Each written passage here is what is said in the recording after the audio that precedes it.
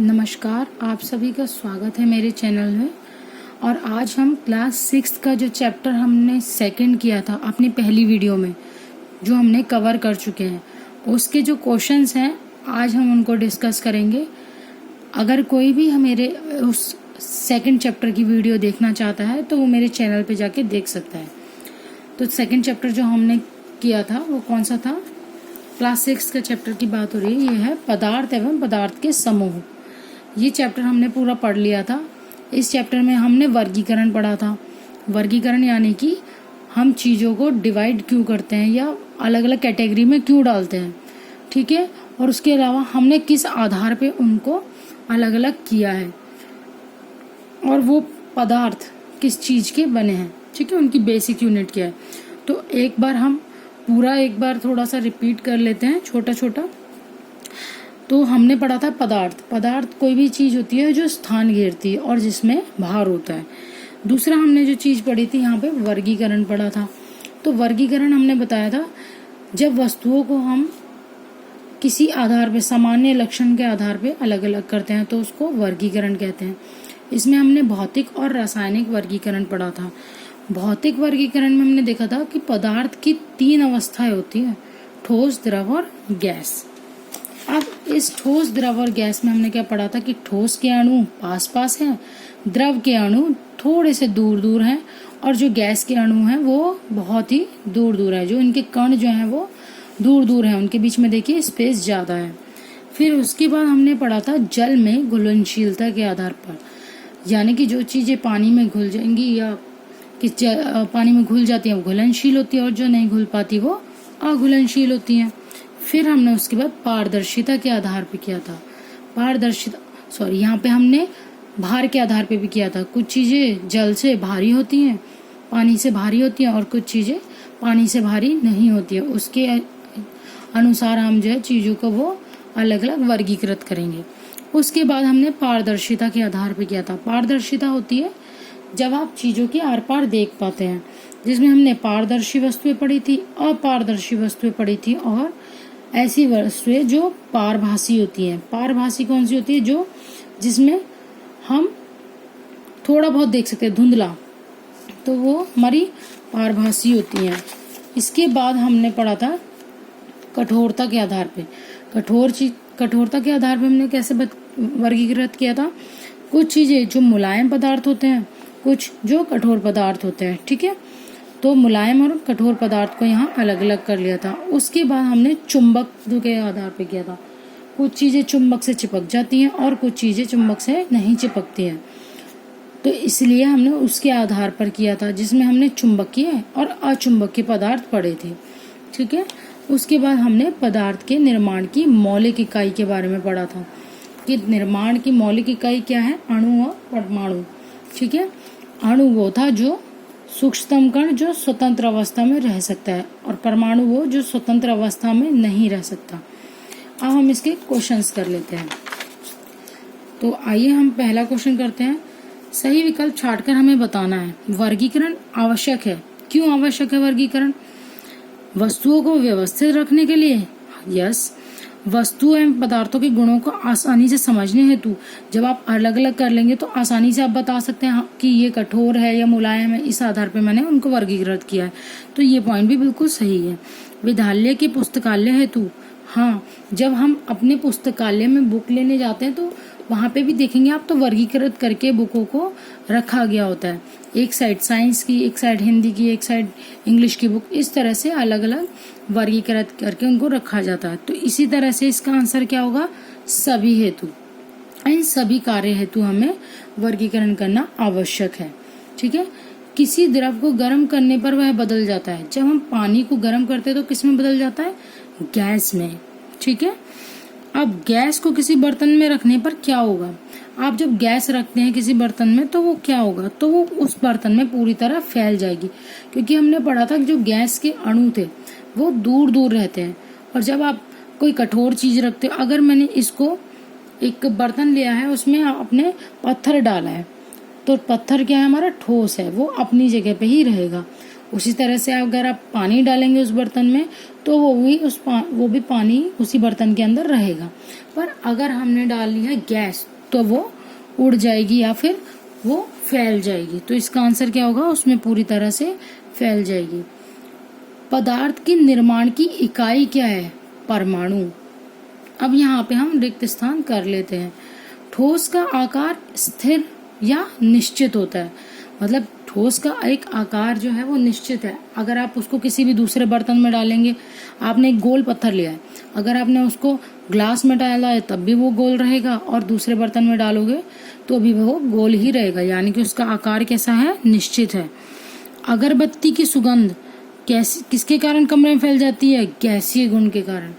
जब आप अगरबत्ती जलाते हैं तो पूरे घर में खुशबू हो जाती है। उसका रीजन क्या है कि जो अगरबत्ती है उससे धुआं उठता है। धुआं जो एक गैस है, तो जब गैस के अणु दूर दूर होने की वजह से चारों ओर कमरे में फैल जाते हैं, जिसकी वजह से वो सारे कमरे में हमें उसकी सुगंध आती है। अब पानी में घुल जाता है क्या, नमक। पदार्थ का वह सूक्ष्मतम कण है जो स्वतंत्र अवस्था में रह सकता है। अभी हमने पढ़ा था, बताया भी था कि ऐसा कौन सा कण है पदार्थ का जो सूक्ष्मतम है और स्वतंत्र अवस्था में रह सकता है, वो है अणु। ठीक है।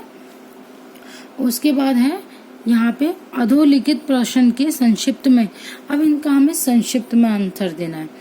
हमें पूछा है पदार्थ की 3 अवस्थाओं के नाम बताइए, तो यहाँ पर हमने बताया था, तो आप यहाँ पर मार्क कर सकते हैं बुक में भी अपने कि पदार्थ की 3 अवस्थाएं। आप यहाँ से लिखना शुरू करेंगे। पदार्थ की 3 भौतिक अवस्थाएं होती हैं, ठोस, द्रव और गैस। ये इसका यहाँ पर आंसर हो जाएगा, यहाँ से लेकर यहाँ तक। ठीक है। उसके बाद नेक्स्ट क्वेश्चन हम पढ़ते हैं। नेक्स्ट क्वेश्चन क्या है, पदार्थ की उस अवस्था का नाम लिखें जिसमें पदार्थ का आयतन और आकृति दोनों ही निश्चित होते हैं। तो हमने किसमें पढ़ा था, आकार किसमें निश्चित रहता है, ठोस में।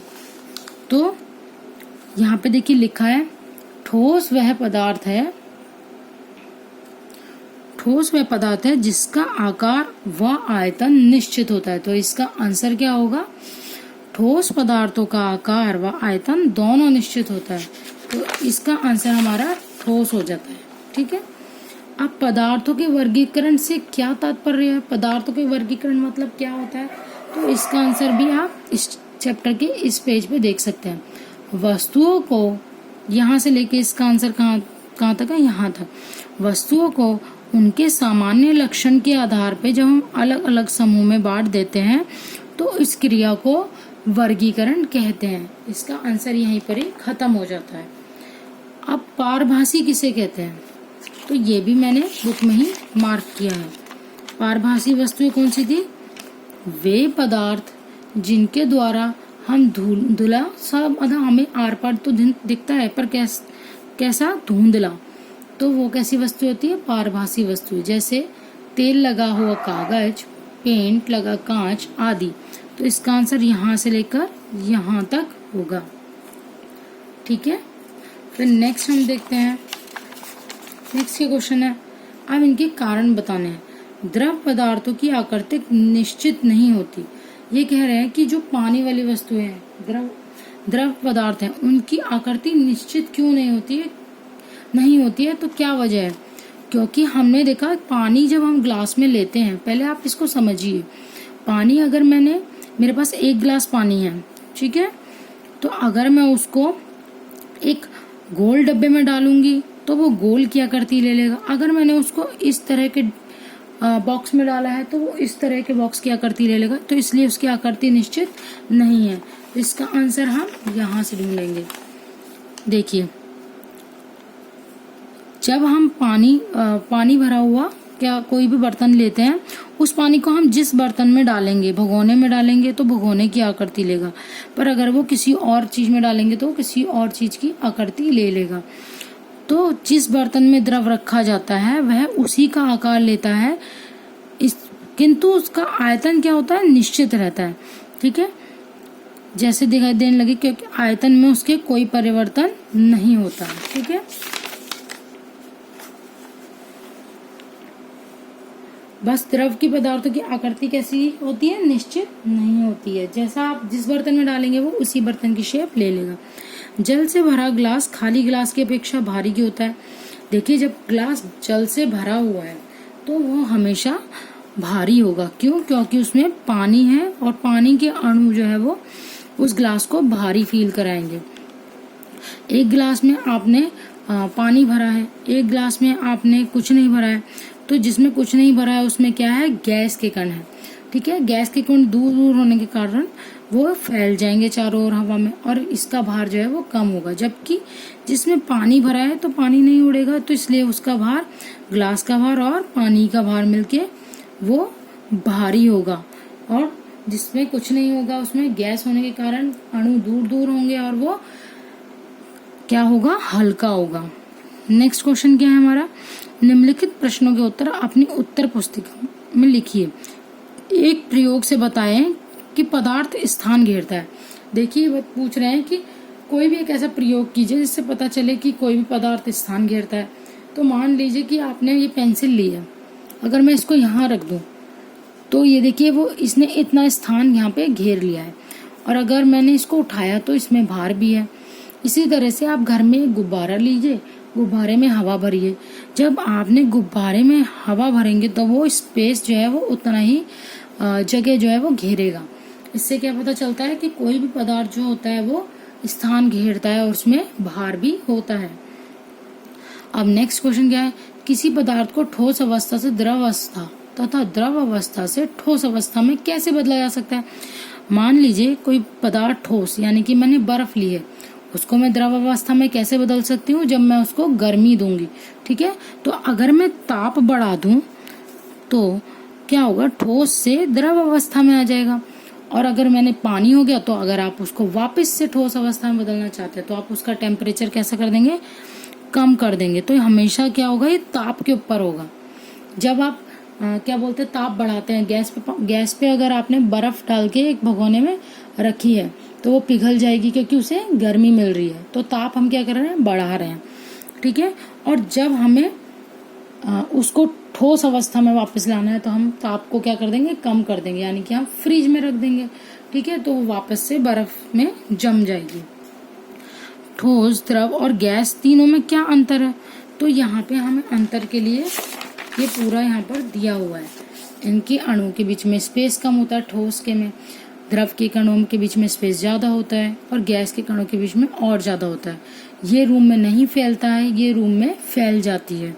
और ये ठोस के कण जो है वो अब उनका एक निश्चित आकार होता है, इनका कोई निश्चित आकार नहीं होता। द्रव के कणों को जिस बर्तन में डालेंगे वो उसी की शेप ले लेते हैं, और गैस के कण जो है वो हमेशा दूर दूर होने के कारण उस बर्तन में क्या बोलते हैं, उस बर्तन में नहीं रहेंगे।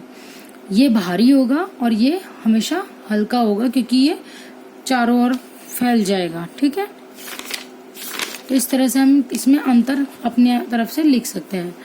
पारदर्शिता के आधार पर पदार्थ कितने प्रकार के होते हैं? मतलब ये कह रहे हैं कि पारदर्शिता के आधार पे, तो हमने यहाँ पे पढ़ा था, ये देखिए पारदर्शिता के आधार पर।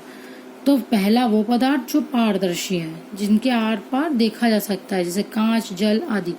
फिर दूसरे कौन से हैं? वे पदार्थ जिनके आर पार प्रकाश से नहीं देखा जा सकता, वो कैसे होते हैं? अपारदर्शी है। जैसे लकड़ी के, कागज के आर पार आप नहीं देख सकते हैं। तीसरे कौन से थे हमारे? वे पदार्थ जिनके द्वारा धुंधला या थोड़ा हल्का हल्का आंशिक रूप से देखा जा सकता है, वो कैसे होते हैं? पारभासी। जैसे तेल लगा हुआ कागज, पेन आगे। तो इसका आंसर आप यहाँ से लेकर और यहाँ तक लिख सकते हैं। ठीक है, अब हमने क्या नेक्स्ट पढ़ना है? परिवेश में पाए जाने वाली तीन कठोर व मुलायम वस्तु के नाम लिखिए। तो कोई भी 3 कठोर वस्तु, जैसे मैंने यहाँ पे लिखा है लोहा, लकड़ी, कांच, और मुलायम वस्तु है जैसे रबर, गेंद, ऊन। ये मैंने 3 वस्तुएं यहाँ पे लिखी हैं। ठीक है, तो आप भी इन्हीं वस्तुओं को लिख सकते हैं, या फिर आप जो भी आपको समझ में आ रहा है आप उसके अकॉर्डिंग भी लिख सकते हैं। ठीक है, यहाँ पे मैंने लिखा रबर, गेंद और ऊन, और लोहा, लकड़ी और कांच। नेक्स्ट हमारा क्या है? हम देख रहे हैं चुंबक किन किन पदार्थों से निर्मित वस्तुओं को अपनी ओर आकर्षित करती है। देखिए पहला तो हमें पता है कि चुंबक जो है वो लोहे की वस्तुओं को आकर्षित करती है। इसका आंसर भी हम पीछे से देखेंगे। ये देखिए, इसका आंसर भी हम पहले यहाँ पे पढ़ चुके हैं। चुंबक जिन पदार्थों को चिपका लेता है अर्थात अपनी ओर आकर्षित करता है वो चुंबकीय पदार्थ होते हैं, पहली बात। फिर चुंबक लोहे से बनी वस्तु को अपनी ओर आकर्षित करता है या खींचता है। लोहे के अलावा चुंबक किस किस को अपनी ओर आकर्षित करता है? निकिल, कोबाल्ट जैसी अन्य वस्तुओं को भी अपनी ओर आकर्षित कर लेता है। तो इसका आंसर यहाँ से लेकर और यहाँ तक हो जाएगा। ठीक है, उसके बाद क्या है? अपने आसपास दिखाई देने वाली वस्तुओं को पारदर्शी, अपारदर्शी और पारभासी में चिन्हित करके उनकी सूची बनाएं। तो ये सूची हमने यहाँ पर बनाई हुई थी, तो हम यही सूची देख लेंगे कि हमने अपने आसपास की चीजें ली हैं, उनको अपारदर्शी, पारदर्शी और पारभासी वस्तुओं में हमने इनको डिवाइड किया है। ठीक है, लास्ट हमारा क्वेश्चन क्या है? पदार्थों का वर्गीकरण क्यों आवश्यक है? इस संबंध में अपने विचार लिखिए। तो इसका आंसर तो हम पहले भी ढूंढ चुके हैं। तो इसका आंसर कहाँ से है? किसी वस्तु की पहचान उसके आकार, बनावट, रंग, उपयोग आदि के आधार पर होती है। जब हम वस्तुओं को उनके विशेष गुणों, उपयोग आदि के आधार पर अलग अलग समूह में रखते हैं, तब उनकी पहचान आसानी से की जा सकती है। वस्तुओं को उनके सामान्य लक्षणों के आधार पर अलग अलग समूह में वर्गीकृत किया जाता है। इसे ही वर्गीकरण कहते हैं। पदार्थ को उनकी बाह्य संरचना के आधार पर किया जाता है, तो वो भौतिक वर्गीकरण होता है। बाह्य मतलब जब हम बाहरी ओर से देखते हैं, और आंतरिक तरीके से देखते हैं तो हम रासायनिक वर्गीकरण। तो इसका आंसर यहाँ से लेके और यहाँ तक आप लिख सकते हैं। ठीक है, यहीं पर आपके सारे क्वेश्चन के आंसर कंप्लीट हो जाते हैं।